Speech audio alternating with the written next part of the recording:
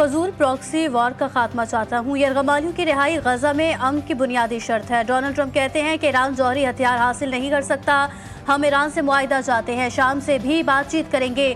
खित्ते में अमन खराब करने वाले छोटे ग्रुपों से निपटना होगा।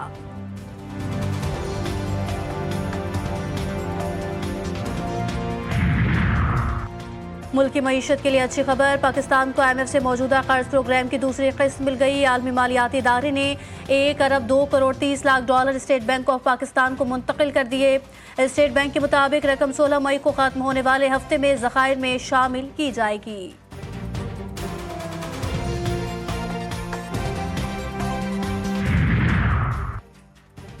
बजट साजी पर IMF से वर्चुअल मुज़ाकरात का आगाज आज से होगा। पाक भारत कशीदगी से IMF टीम की पाकिस्तान आमद ताखीर का शिकार। मिशन अब वीकेंड पर इस्लामाबाद पहुंचेगा।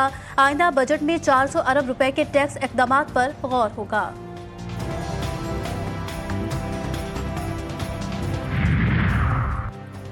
और लाहौर में तेज रफ्तार डंपर बेकाबू होकर उलट गया। 3 रिक्शा और 2 मोटरसाइकिलों को रौंद डाला। 5 अफराद जाँ बहक, 4 जख्मी हुए। हादसा डंपर के ब्रेक फेल होने के बायस पेश आया। हादसे में एक रिक्शा मुकम्मल तबाह। लाश और जख्मियों को अस्पताल मुंतकिल कर दिया गया। वज़ीर आला पंजाब मरियम नवाज का अफसोस का इजहार। जख्मियों को बेहतरीन तिबी सहूलियात फराहम करने की हिदायत। वाहगा अटारी पोस्ट पर पाकिस्तान और भारत के दरमियान एक कैदी का तबादला। भारतीय बॉर्डर सिक्योरिटी फोर्स के प्रणम कुमार शाह को भारतीय हुक्काम के हवाले किया गया। सिक्योरिटी जराये के मुताबिक पंजाब रेंजर्स के मोहम्मद अल्लाह को पाकिस्तान के हवाले कर दिया गया।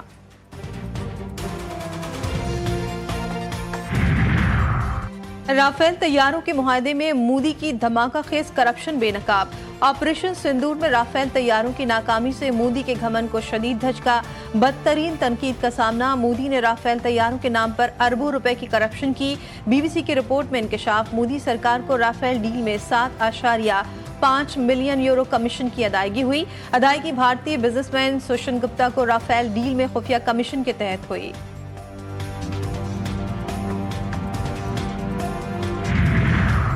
भारत के दिफाई माहिर सुशांत सिंह की मोदी और भारतीय मीडिया पर शदीद तनकीद। कहा, मोदी का सदर ट्रंप के दबाव में आना इंतहाई शर्मनाक है।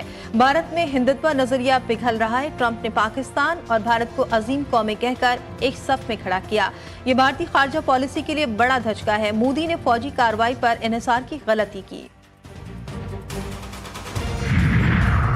वज़ीर आला सिंध की ज़ेर सदारत महकमे मनसूबाबंदी और तरक्की का इजलास। सालाना तरक्याती प्रोग्राम को हतमी शक्ल देने की हिदायत। कहते वक्त आ गया है ज़राई तरक्की पर खास तवज्जो दी जाए। शोबे सेहत हमेशा हमारी अव्वलीन तरजीह रहा। हमें सेहत की सहूलियात को मज़ीद बेहतर बनाना होगा।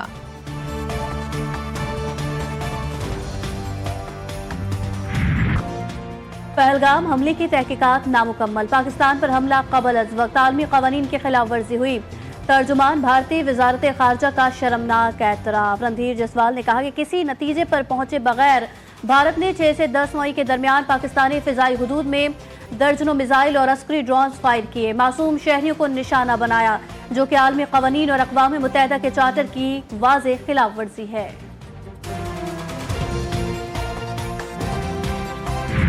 प्रेसिडेंट डोनाल्ड ट्रंप ने ट्वीट किया, और मैं समझता हूँ ये बड़ी डिप्लोमेटिकली बड़ी सक्सेस है अल्हम्दुलिल्लाह कि उन्होंने कश्मीर का जिक्र किया अपने ट्वीट में। जी, तो हमारी डिप्लोमेसी बड़ी कामयाब रही है।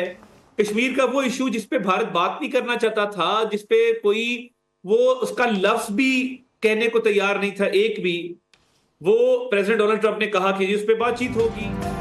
कश्मीर पर अमरीकी सदर का मौक़िफ़। पाकिस्तान के सिफारती सतह पर पहलगाम वाक़े पर भारत सबूत देने में नाकाम रहा। वफाकी वज़ीर इत्तलात की प्रोग्राम जी फॉर ग़रीदा में गुफ्तगू। अता तारर का कहना था कि सीज़ फायर के बाद भारतीय नुकसानात को दुनिया ने देख लिया। वज़ीर आज़म ने फ़ोन पर तमाम सियासी कायदीन को एतमाद में लिया था। PTI की सियासी सीज़ फायर के डिमांड नहीं आए। हुकूमत और अपोजिशन मिलकर चलें तो एक अच्छा माहौल बनेगा।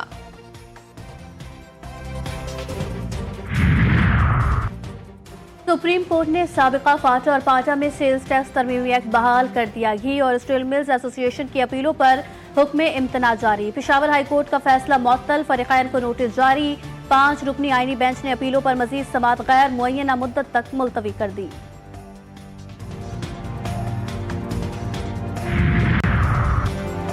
आईजी जेल और डीआईजी जेल कराची में सर्द जंग शिद्दत इख्तियार कर गई। आईजी जेल खानाजात काजी नजीर का चीफ सेक्रेटरी और एडिशनल चीफ सेक्रेटरी को खत, डीआईजी जेल की प्रमोशन पर सवाल उठा दिए। खत में लिखा, मोहम्मद हसन सेहतू ग्रेड 14 में बतौर असिस्टेंट भर्ती हुआ था। आज तक मिलने वाली तमाम प्रमोशन मशकूक है। शफाफ इंक्वायरी कराने का मुतालबा।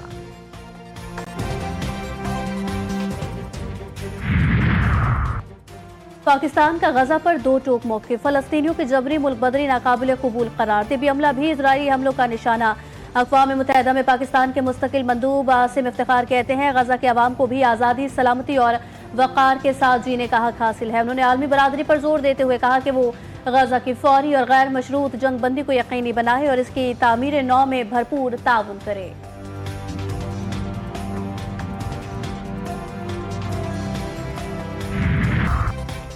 रूस और यूक्रेन में जंगबंदी मुज़ाकरात का इस्तांबुल में होंगे। अमरीकी वज़ीर ख़ारजा मार्को रूबियो की भी जंगबंदी मुज़ाकरात में शिरकत का इम्कान। मॉस्को हुकाम के मुताबिक रूसी सदर पुतिन की मुज़ाकरात में शिरकत का फैसला अभी तक नहीं हुआ। यूक्रेनी सदर ज़ेलेंस्की कहते हैं, जंग का खात्मा चाहता हूँ, लेकिन पुतिन मेरा सामना करने से खौफज़दा है।